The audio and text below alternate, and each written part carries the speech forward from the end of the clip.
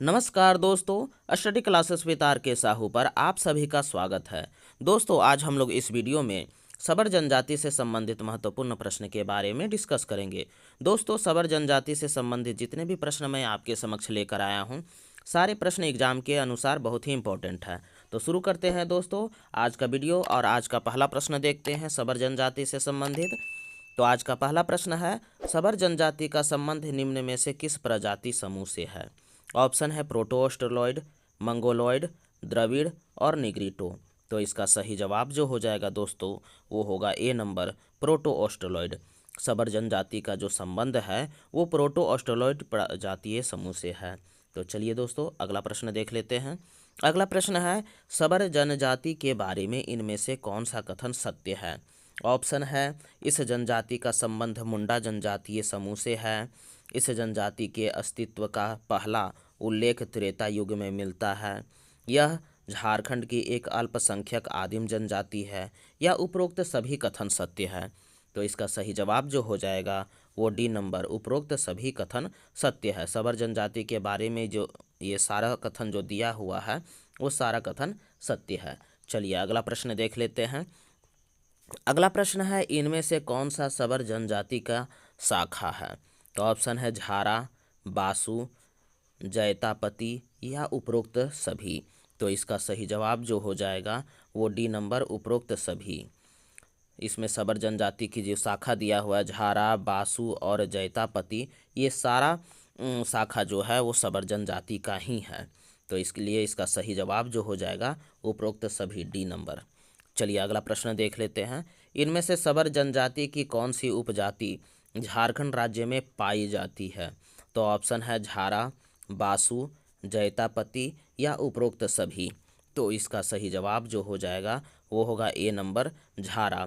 सबर जनजाति की जो उपजाति जो है वो इनमें से वो झारा जो है वो झारखंड के राज्य में पाई जाती है। चलिए अगला प्रश्न देख लेते हैं। अगला प्रश्न है, किस वर्ष सबर जनजाति को आपराधिक जनजाति अधिनियम के अंतर्गत एक आपराधिक जनजाति घोषित किया गया है? तो ऑप्शन है 1833 ईस्वी, 1854 ईस्वी, 1871 ईस्वी या 1909 ईस्वी। तो इसका सही जवाब जो हो जाएगा वो सी नंबर, 1871 ईस्वी। 1871 ईस्वी को सबर जनजाति को आपराधिक जनजाति अधिनियम के अंतर्गत एक आपराधिक जनजाति घोषित किया गया था। चलिए अगला प्रश्न देख लेते हैं। अगला प्रश्न है, इनमें से किस साहित्यकार ने सबर जनजाति पर विशेष रूप से कार्य किया है? तो ऑप्शन है रामधारी सिंह दिनकर, जयशंकर प्रसाद, महाश्वेता देवी या सूर्यकांत त्रिपाठी निराला। तो इसका सही जवाब जो हो जाएगा वो होगा सी नंबर, महाश्वेता देवी।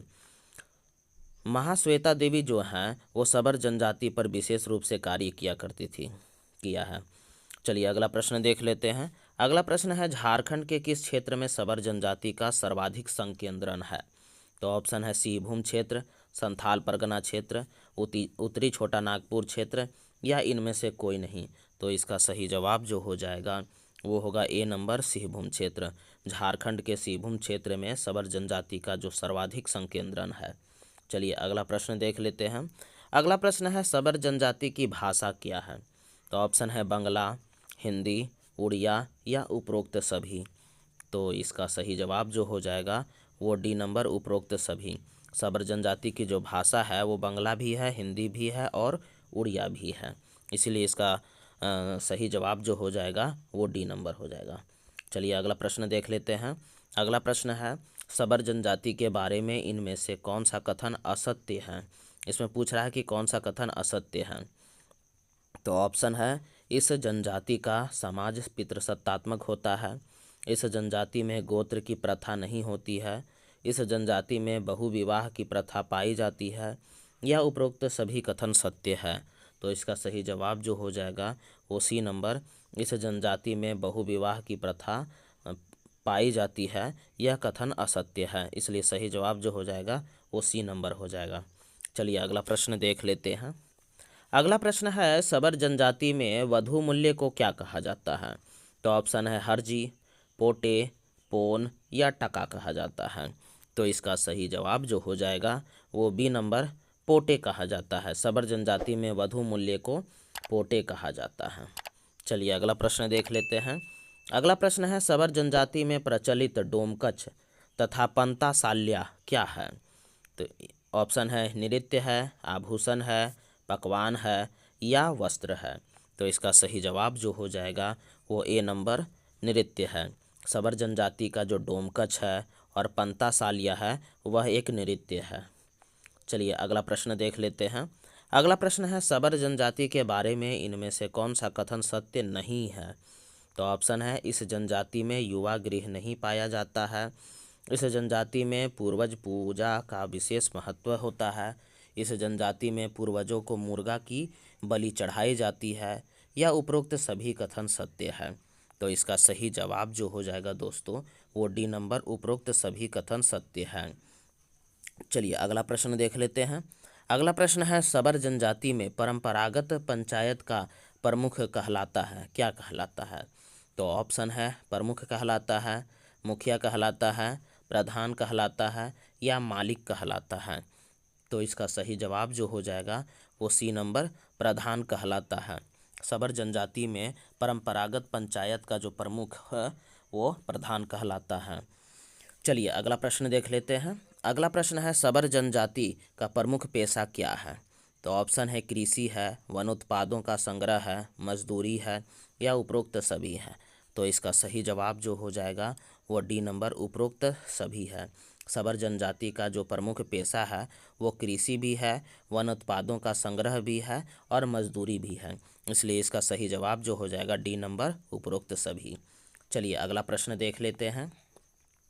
अगला प्रश्न है, सबर जनजाति के प्रमुख देवता कौन है? ऑप्शन है, सूर्य देवता, दुर्गा, धरती देवी, काली देवी। तो इसका सही जवाब जो हो जाएगा वो डी नंबर काली देवी। सबर जनजाति की जो प्रमुख देवता हैं वो काली देवी है। चलिए अगला प्रश्न देख लेते हैं। अगला प्रश्न है, सबर जनजाति में मृत पूर्वज को क्या कहा जाता है?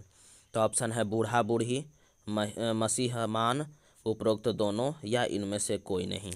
तो इसका सही जवाब जो हो जाएगा वो हो जाएगा सी नंबर उपरोक्त दोनों। सबर जनजाति के मृत पूर्वज को बूढ़ा बूढ़ी और मसीहमान दोनों कहा जाता है। चलिए अगला प्रश्न और इस वीडियो का आखिरी प्रश्न देख लेते हैं दोस्तों। अगला प्रश्न है, सबर जनजाति के गांव के पुजारी को क्या कहा जाता है? तो ऑप्शन है, ओझा कहा जाता है, मती कहा जाता है, दिहुरी कहा जाता है या नती कहा जाता है। तो इसका सही जवाब जो हो जाएगा वो सी नंबर दिहुरी कहा जाता है। सबर जनजाति में गांव के जो पुजारी को दिहुरी कहा जाता है। तो दोस्तों इस वीडियो में बस इतना ही। आपको हमारा वीडियो कैसा लगा? अगर आपको हमारा वीडियो पसंद आ रहा है तो इसे लाइक कर दीजिए, शेयर कर दीजिए, साथ ही साथ चैनल में आप अगर नए हों तो इसे सब्सक्राइब करना मत भूलिएगा दोस्तों। इसके साथ मैं यह भी कहना चाहता हूं दोस्तों कि झारखंड में जितने भी जनजाति पढ़ना था वो सारे जनजातियों का वीडियो मैंने बना दिया है जो आपके प्लेलिस्ट में डाला हुआ है, इसलिए आप अगर उसे नहीं देखे हैं तो उसे भी देख लीजिएगा दोस्तों। धन्यवाद।